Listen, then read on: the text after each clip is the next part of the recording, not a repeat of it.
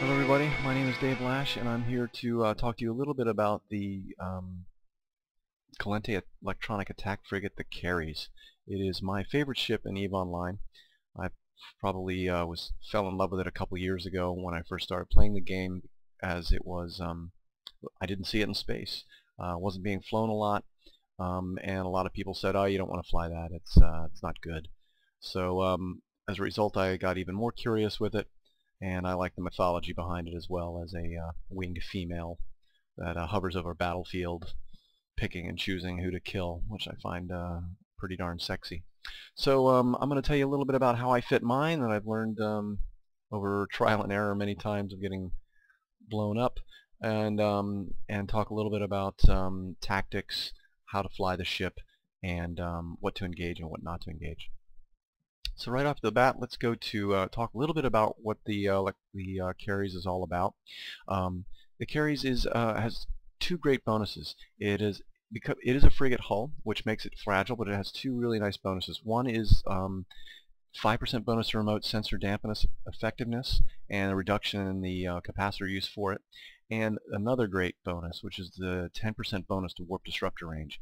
This can be really unexpected with gang bonuses. You can get some really long point ranges overheated, which is what I find really great. So those are the main bonuses of the ship, which I find really fun. Let's just move on to my fitting here. This is one of those fittings that I've gotten over, trial and error over time, and just learning how to fly a frigate. I think in general, most T1 frigates say if you learn to fly a rifter, you're going to get in close and shoot things. This ship is really designed to be flown more like a recon than an interceptor. So you want to keep at range and point things as soon as you can, and also help out your fleet mates. So let's just take a look at my fit here real quick. The Keres has a couple different, here's a slot layout. It's got two highs, it's got 5 mids, 3 lows, and a couple rig slots. Now on the highs, I have a distinctly Minmatar gun, the light autocannons. I use those purely for defense and grabbing pods, and they use no cap, so there's no weapon bonus here. So much like you'd use autocannons on a Myrmidon, it's perfectly fine to use them here. You can also use a small smart bomb or a salvager even, I've seen used. But as a rule, I just use these as defensive, because if I'm getting drones on me, it's time to get out, because I'm really thin.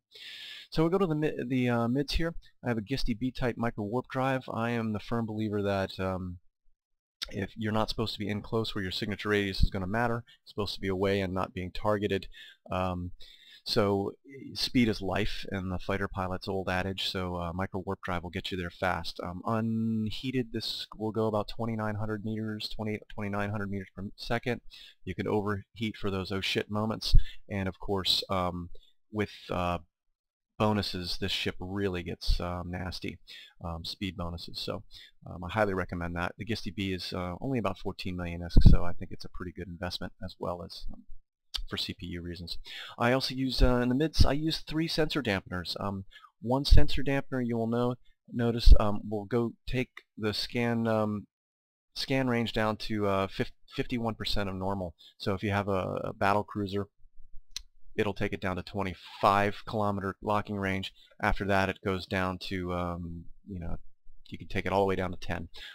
Almost as frustrating as being jammed, but the great thing about sensor dampeners is that they immediately work as soon as you turn on the module, and work better as you move into your optimal. So you want to engage at range, usually between 70 kilometers, and work your way in, and as you do, your dampeners will get more effective. And then of course, if you need to point the target, we move on to the next great little thing about this ship, which is the warp disruptor. You could, if you're space rich, put a faction warp disruptor on it, but I would recommend that you don't, only because you it's expensive to unless you're rich. It's you're going to lose a lot of these when you first start flying them. So go with a Tech 2 warp disruptor. It's just fine. It works great. You could use a warp scrambler in here, and I've seen it done, but usually you're not going to live. Once you get in close to a fight, your odds of survival are much lower. So I suggest staying at range and using the warp disruptor. You notice here that the optimal range is about 36K, which is pretty darn good, and if you overload that point, you're going to be out to 42. And typically when I run with small gangs, we have bonuses running, and it's not unusual for me to be pointing overheated out to 52 kilometers, which is pretty nasty, also considering that the ship goes 3,000 meters a second and goes really fast. Another great thing about this ship, well, I'll move on to that, but right in the lows here I have 3 signal amplifiers. I used to run it with a damage control, but really if you're getting shot at, you're going to die. So you want to make sure that you're aligned out at all times. Why I find that these signal amplifiers are great in the lows is that it really increases your lock range with also the 2 rigs that I have to without fleet bonuses over 100 kilometers and over 900 scan resolution. Why is this good? Well, you want to lock your targets at range, and as immediately as you start locking your targets, you can damp them, even though you're not at your optimal. You can move into that, and that immediately puts some real pressure on whoever you're fighting to either 1, deal with you, or 2, make another decision. And anytime you have to make a decision when you're in a fight, it puts you in the advantage. Also, this ship I find is really great at locking other recons.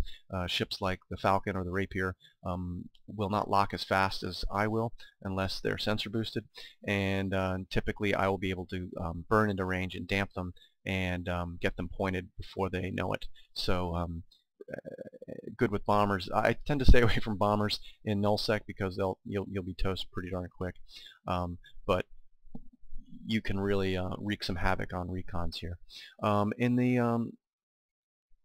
don't destroy the rig, Dave. In the rig slot, I'm using the small particle dispersion projector. It gives me an optimal range bonus to the sensor dampeners, which is great. So that gives you a bigger cushion to keep better range at, so you're not getting shot at back. And I also use the ionic field projector, which gives me a maxed targeting range as well.